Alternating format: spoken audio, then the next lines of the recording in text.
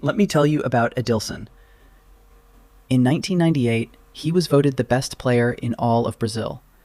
He had just won back-to-back league titles with Corinthians. He was being called up to the national team.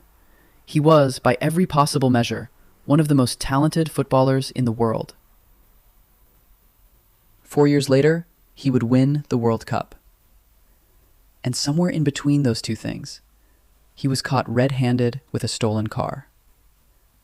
Blamed for stealing a gold bracelet from a World Cup dressing room, provoked a mass brawl in a cup final, on purpose, just because he felt like it, started a feud with Real Madrid, and was eventually described by one of his own coaches as, quote, unmanageable. His nickname was Capetinha, the little devil. And honestly, they weren't wrong. This is the story of the most self-destructive talent in Brazilian football history. This channel is a brand new project dedicated to uncovering the darkest, most bizarre stories from Brazil that the world has never heard.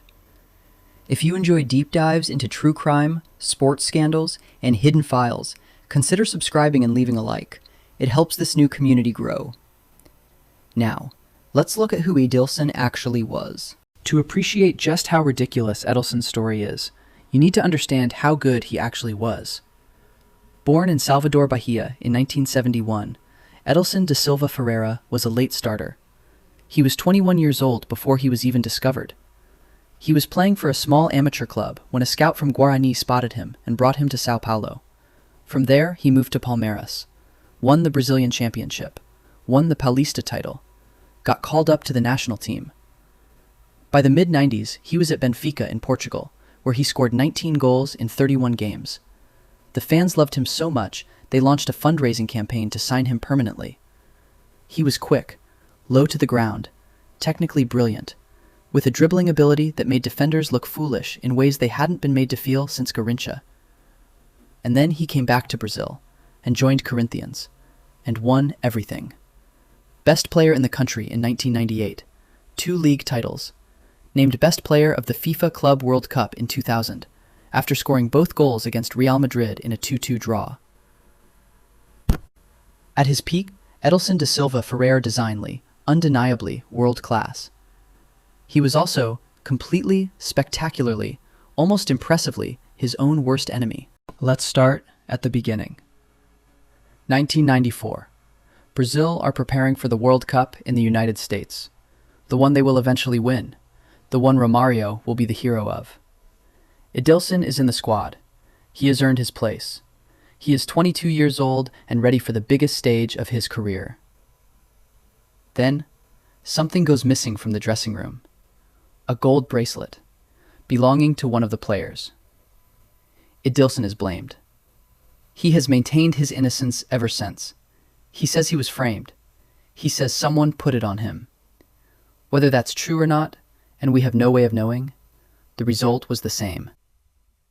Carlos Alberto Pereira, the head coach, cut him from the squad. Edilson did not go to the 1994 World Cup. Brazil won the 1994 World Cup, and Edilson watched it on television. 1 gold bracelet. A World Cup medal. Great start, Edilson. Skip forward to 1999. Corinthians against Palmeiras in the Campeonato Paulista final. By this point, the title is already mathematically guaranteed for Corinthians. They cannot lose the championship, regardless of the result. The game is, in the grand scheme of things, meaningless in terms of the trophy. Edilson apparently decided this was the perfect moment to have some fun. With the game nearing its end and Corinthians in full control, Edilson started juggling the ball. Not attacking, not defending, just juggling, in the middle of the pitch, in front of the Palmeiras players, while their fans watched from the stands. He was, in every sense of the word, taunting them. A massive brawl erupted. The match ended in chaos. Players from both clubs were involved in scenes that made the front pages of every sports newspaper in Brazil. The Brazilian Football Confederation was not amused. Edilson's punishment? His call-up to the 1999 Copa América, the South American Championship, was annulled. And his spot on the squad? Given to a 17-year-old from Grêmio named Ronaldinho Gaucho. Yes, that Ronaldinho. Edilson trolled his way out of a Copa America call-up and accidentally gave Ronaldinho his international debut. You truly cannot make this up. Now, the year 2000. The first ever FIFA Club World Cup, held in Brazil. Corinthians are one of the participants. Before the tournament, Edilson, apparently unable to help himself, gives an interview in which he says that Christian Carambeu is not good enough to play for Real Madrid. Carambeu is a French World Cup winner, a Champions League winner, playing for one of the most famous clubs on earth. Lorenzo Sanz, the president of Real Madrid, heard the comment. His response was 4 words. Who is Edilson? Wonderful. Then Corinthians played Real Madrid, and Edilson scored both goals in a 2-2 draw. His first goal came after he nutmegged Carambeu directly, slid the ball right through his legs, in front of the Real Madrid president, in front of the cameras, in front of everyone. It was, objectively, one of the most satisfying moments in the tournament's history. Corinthians went on to win the whole competition. Edilson was named best player. And for one brief moment, Edilson's chaos worked entirely in his favor.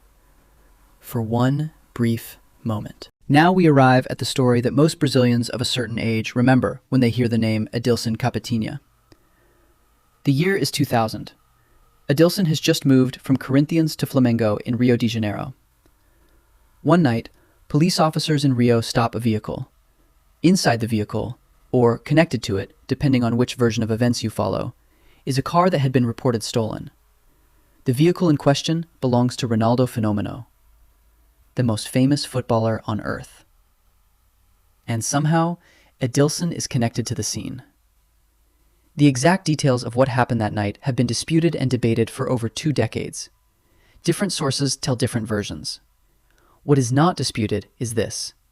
Edilson's name ended up in a police report. His reputation, already carrying the weight of the bracelet incident and the Paulista final brawl, took another enormous hit. The Brazilian national team, preparing for the 2002 World Cup qualifying campaign, was watching. Coaches were watching. Directors were watching. And Edilson, the man who had been the best player in Brazil just 2 years earlier, was suddenly, once again, his own biggest problem. In a career already full of self-inflicted wounds, this one left a mark. At Flamengo, Edilson never quite settled. He won the Carioca, the Rio State Championship. He won the Copa dos Campeões. Moments of genuine brilliance still surfaced. But the chaos followed him everywhere. At some point during his time at Flamengo, a dispute with the Serbian midfielder Dejan Petkovic escalated into a physical confrontation. A player fighting a teammate inside the club during a season. Flamengo shipped him out to Cruzeiro on loan, then back to Japan, then back to Flamengo, then to Vitória, then to Abu Dhabi, then to São Caetano, then to Vasco, then to Japan again, then back to Vitória. A career in its final years, bouncing from club to club, city to city, country to country. The footprint of a man that every coach eventually found too difficult to manage. And yet, through all of this, Brazil called him up below. Use the 2002 World Cup. Scolari's Brazil in 2002 was built around 3 players. Ronaldo, Rivaldo, Ronaldinho. The 3 Rs. Arguably the greatest attacking trio ever assembled for a single tournament. Edilson was there as a 4th option, a rotation player. He played against China in the group stage. He played against England in the quarters. In the semi-final against Turkey. With Ronaldinho suspended after his red card against England, Edilson started. Played alongside Rivaldo and Ronaldo Fenômeno. Brazil won 1-0. Advanced to the final. And then, Scolari left him from him. Brazil won 2-0. Both goals from Ronaldo. The Pentacampeonato. Brazil's 5th World Cup. Edilson was on the bench. A world champion, technically.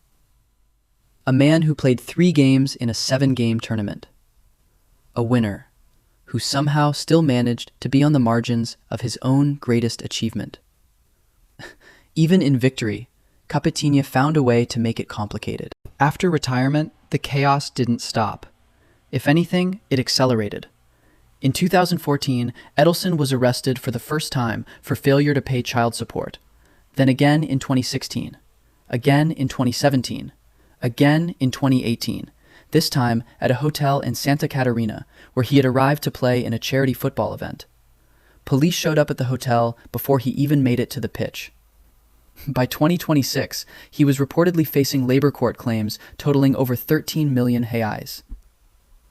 In 2015, it was investigated him as part of Operation Desventura, a fraud ring allegedly manipulating lottery prize payments. His house was searched. He denied involvement. And then, in early 2026, Edilson entered the Big Brother Brazil house as a VIP participant. With a prize of 5.5 million reais on the line, he lasted a few weeks before getting expelled for physically attacking another contestant during an argument in the middle of the night. Of course he did. In 2019, Edilson appeared on a Brazilian television show called Os Donos da Bola. He was asked about the current generation of players, about Neymar, about Messi, about Cristiano Ronaldo. His response was something. At my best, I was even better than Neymar. He needs to win a World Cup to be better than me. Then, on Messi, to be better than me, needs to be a world champion.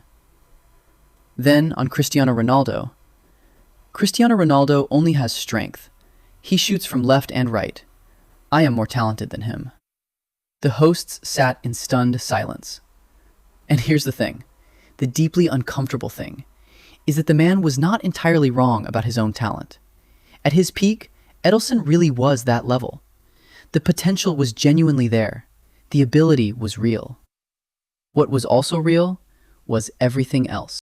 Edilson Capetinha is a World Cup winner, a two-time Brazilian League champion, a FIFA Club World Cup champion and best player, a man who scored twice against Real Madrid and nutmegged a French World Cup winner on live television.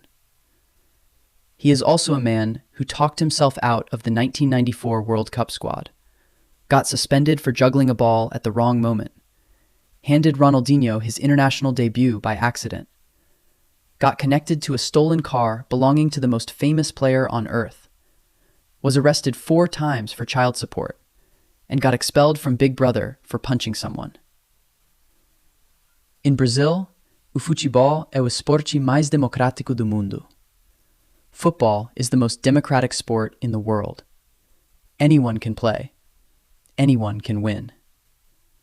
What they don't tell you is that anyone can also destroy it themselves. Edilson Capetinha had everything: the talent, the timing, the opportunity. And almost every single time, he found a way to get in his own way. The little devil, playing tricks on himself.